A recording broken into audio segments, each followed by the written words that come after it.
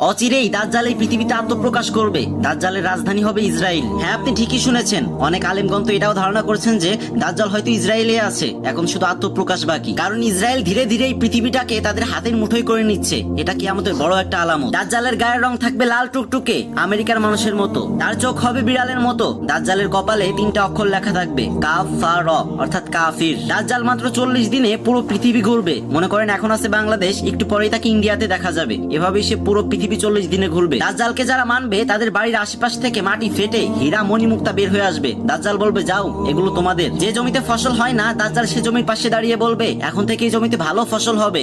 সেখানে রাতারাতি ফসলে ভরে যাবে। দাজ্জাল পৃথিবীর মানুষকে বলবে, আমি তোমাদের রব, আমি তোমাদের আল্লাহ। তখন পৃথিবীর মানুষেরা বলবে, অসম্ভব, এটা হতেই পারে না। তখন দাজ্জাল বলবে, আমি মৃত মানুষকে জীবিত করতে পারি। তখন পৃথিবীর মানুষ আবারও বলবে, অসম্ভব, কারণ এটা আল্লাহ ছাড়া আর কেউ করতে পারে না। তখন একটা ছেলে চিৎকার দিয়ে বলে উঠবে, ও আচ্ছা, তুমি তাহলে সেই দাজ্জাল, কারণ আল্লাহ ছাড়া মৃত মানুষকে আর একজনই জীবিত করতে পারে, সে হচ্ছে দাজ্জাল। তখন দাজ্জাল আরো রাগান্বিত হয়ে যাবে আর বলবে, আমি তোমাকে কেটে টুকরা টুকরা করে আবারও জীবিত করতে পারি। তখন ছেলেটা মুচকে একটা হাসি দিয়ে বলবে, এখন আমি পুরোপুরি নিশ্চিত হলাম যে আমার নবী 1400 বছর আগে যে দাজ্জালের কথা বলে গেছে, তুমিই সেই দাজ্জাল। কিন্তু পৃথিবীর মানুষ তখনও বলতে থাকবে যে মরা মানুষকে জীবিত করা কখনোই সম্ভব নয়। তখন দাজ্জাল মনে মনে একটা ফোন দিয়ে আটে আর পৃথিবীর মানুষকে বলে, আমি যদি মরা মানুষকে জীবিত করতে পারি তাহলে কি তোমরা আমাকে আল্লাহ মানবে? তখন সবাই ভাববে, ধুর, মৃত মানুষকে আবার জীবিত করা যায় নাকি? আচ্ছা যাও, তুমি যদি মরা মানুষকে জীবিত করতে পারো তাহলে আমরা তোমাকে আল্লাহ হিসেবে মেনে নিব।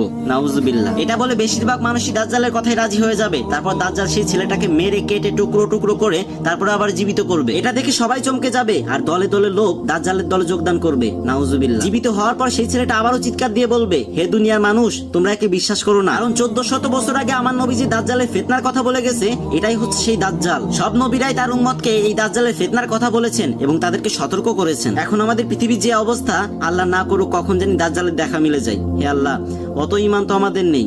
দাজ্জালের ফিতনা থেকে প্লিজ আমাদের রক্ষা করো।